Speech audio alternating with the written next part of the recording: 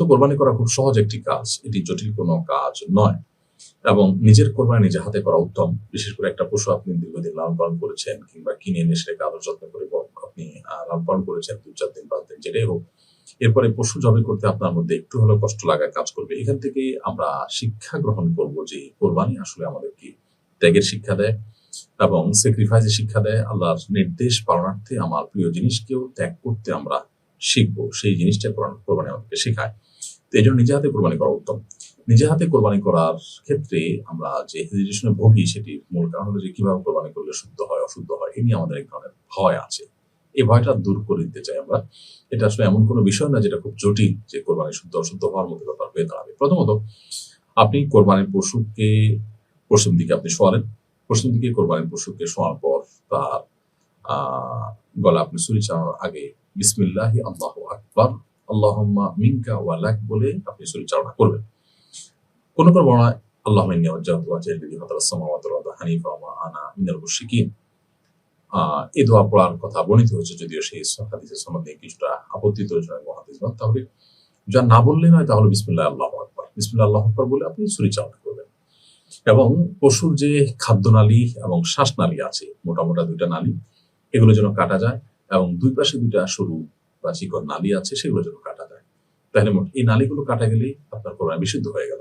সাধারণত কোরবানির পশু শোয়ার পর কোরবানির পশুর যে কান, এটা পশুর গলার দিকে ভেঙে ধরলে যে জায়গায় কানের গোড়াটা থাকে, ওই জায়গা নরম জায়গা দেখে, মানে হাড্ডি যেন না পড়ে, নরম জায়গা দেখে হাত দিয়ে ধরে যদি দেখা যায় নরম জায়গা, সেখানে বিসমিল্লাহ আল্লাহু আকবার বলে ছুরি চালনা করা যেতে পারে এবং ছুরি চালানোর পর দেখাই যাবে যে নালীগুলো কাটা গেছে, একটা একটা করে পরিষ্কার দেখা যাবে। অতএব এই খাদ্য এবং শ্বাসনালী, খাদ্যনালী শ্বাসনালী এগুলো একটু বড় থাকে আর দুই পাশে ২টা সরু বা চিকন নালী থাকে, সেগুলো কাটা হয়ে গেলে কোরবানি বিশুদ্ধ হয়ে যাবে। বিসমিল্লাহ করে আপনি কোরবানি করে ফেলবেন। কোরবানি করার পর সেটা নিজের পক্ষ থেকে বলবেন, আল্লাহ এটা আমার তরফ থেকে কবুল করেন, যেভাবে আপনি ইব্রাহিম আলাইহিস সালাম এবং মুহাম্মদ সাল্লাল্লাহু আলাইহি ওয়াসাল্লাম কোরবানি কবুল করেছেন। আল্লাহুম্মা তাকাব্বালহু মিন্নি কামা তাকাব্বালতাহু মিন খালিলিকা ইব্রাহিম ওয়া হাবিবিকা মুহাম্মদ সাল্লাল্লাহু আলাইহি ওয়াসাল্লাম।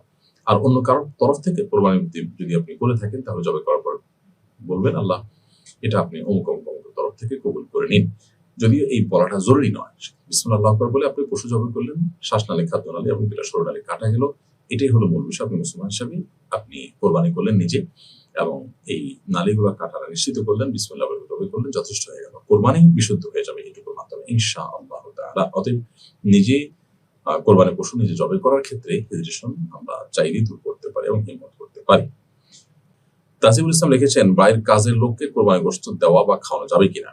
বাইরের যারা কাজের লোক, যারা কাজের বুয়া বা বাঁধা লোক আছেন বা হাউস ড্রাইভার আছেন, এই সমস্ত লোকগুলো যাদের খাদ্য বা খাবারের দায়িত্ব আপনার, অর্থাৎ নিয়োগের সময় তাদের সাথে চুক্তি এমনভাবে হয়েছে যে তাদের খাবার ইত্যাদি আপনার আওতা, আপনার দায়িত্বের মধ্যে পড়বে, তাহলে সেক্ষেত্রে তাদেরকে কোরবানি গোশত দিয়ে আপনি খাবার দিতে পারবেন না। তাদেরকে অন্য কোনো সাধারণ গোশত দিয়ে খাবার দিবেন বা সাধারণ তরকারি দিয়ে খাবার দিবেন, কারণ কোরবানি গোশতটা বিক্রি করা জায়েজ নয়। আপনি তাদেরকে শ্রমিক হিসাবে রেখে কোরবানি গোশত তাদের পারিশ্রমিক হিসাবে দিচ্ছেন। তাদের খাবার দেওয়ার যেহেতু আপনার দায়িত্বের মধ্যে পারিশ্রমিকের অংশ, অতএব কোরবানি গোশত দিয়ে সেটা দিতে পারবেন না। খুব সূক্ষ্ম একটা বিষয় না। তো এই জন্য যদি কোরবানি গোশত দিতেই চান, তাহলে সেক্ষেত্রে অন্য কোনো তরকারি রান্না করে দিয়ে পাশাপাশি কোরবানি গোশত দিতে পারেন, অর্থাৎ তখন সেক্ষেত্রে এটা পারিশ্রমিক হিসাবে হবে না, এটা অতিরিক্ত হবে। নুরুল ইসলাম আপনি লিখেছেন, যদি কোনো ড্রাইভার নাপাক অবস্থায় গাড়ি চালায়, তাহলে কি গায়ে নাপাক হয়ে যাবে? না, গায়ে নাপাক হয়ে যাবে না, বরং অপবিত্র অবস্থায় গাড়ি চালানো অনুচিত। অপবিত্র অবস্থায় বলতে গোসল ফরজ হয়েছে এরকম অবস্থা যদি হয়, তাহলে সেক্ষেত্রে তিনি যদি একান্ত গোসল করার মতো পরিবেশ না থাকে, তাহলে উযু করে তারপরে গাড়ি চালাবেন।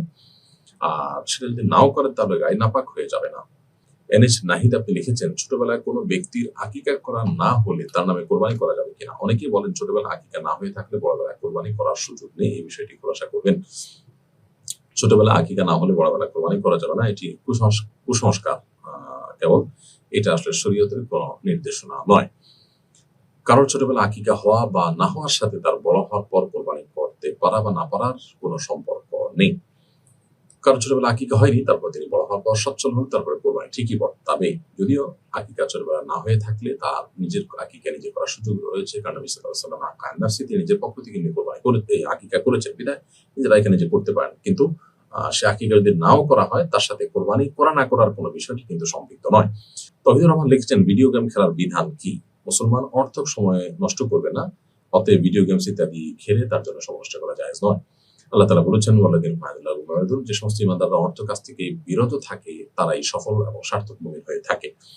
আর তাছাড়া এই সমস্ত ভিডিও গেমসের মধ্যে মিউজিক থাকে, নানা রকম হারাম বিষয়গুলো থাকে এবং কোনো ক্ষেত্রে শিরকপূর্ণ বিষয়গুলো থাকে। শয়তানি বিভিন্ন বিষয় এখানে প্রবেশ করে দেওয়া হয়। এজন্য এগুলো এভয়েড করা উচিত একজন ঈমানদার।